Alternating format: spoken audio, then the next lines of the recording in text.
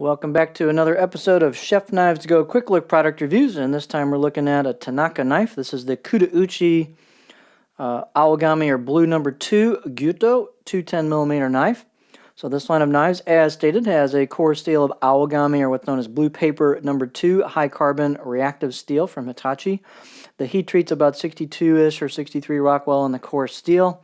The construction is a 3-layer sandwich with soft iron cladding on either side of that core steel, and the cladding does have a Kudauchi or blacksmith finish on it for a little bit of added protection, but the entire knife is reactive. There's no stainless on this anywhere. We have a weight. We'll get a look at the close-ups of the knife, but we've got a weight of about 5.6 ounces, 160 grams, and these dimensions will vary just a little bit from knife to knife, but this particular one's right about 210 on the money on the edge, or 8 1/4 inches, just under 14 inches overall length. Spine thickness on this one, coming out of the handle above the chin of the blade, is about 2.9 millimeters, and then it tapers a little bit off that, but just pretty much holds 2-ish or so, and then tapers down towards the tip. The tip on this is not super duper thin, so you've got a little bit of meat there, but it does taper down towards the grind of the tip where the grind of the knife is.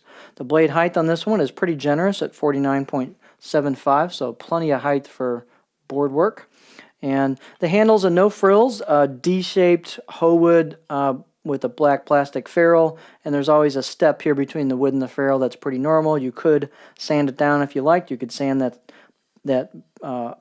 D hump down if you wanted to.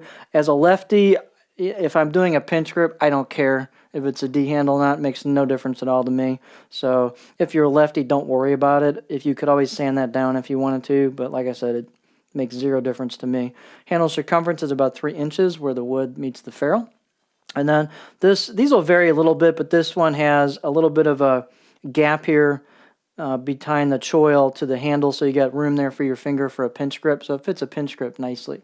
These are going to be kind of rustically finished, and they'll vary a little bit from knife to knife, so don't expect super high fit and finish. What you're paying for here is really good core steel and really nice grinds. Tanaka knows how to do their steel, and their grinds they have different grinds with different styles of knife lines. I should say different style of grinds with different knife lines, but they always do nice grinds on their knives. They know what they're doing. So here's your kind of rustic finish, and you've got hand-chiseled kanji. And then you can see the core steel showing through at the edge. I've been using this knife a little bit, so it's starting to get a little bit of a patina on it.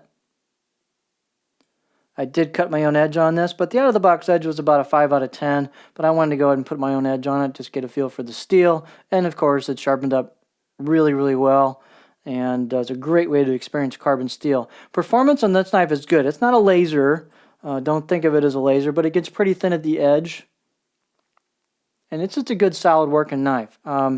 It's a little bit pretty rustic back here, a little rough on the choil into the neck, and you might need to sand down the edges of the spine and this back curve a little bit, but if you want, you could put a little bit of work on these. You could sand down the spine and make it shiny for a little bit of nice offset color-wise. You could sand this down quite a bit and get it nice and shiny and smooth, and curve it and relieve it a little bit, and really elevate the fit and finish of this knife. So you can get something that's got a lot of potential, and it gets sharp. It's got a nice profile to it. It's a fairly stiff blade. Let's take a look at it on the cutting board. Again, it's just a solid knife. Good way to get into reactive carbon steel if you want to try it out.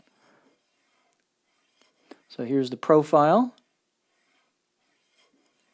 This one's kind of a gentle curve, just a touch of flat at the back, but you got a little bit of back bevel, so nothing, not much of a flat, but a little bit of a belly towards the tip. The point comes down fairly far towards the edge, so you're not going to get super high on this one. I'm getting about right there. This will vary a little bit from knife to knife, though. They're not all going to be the same.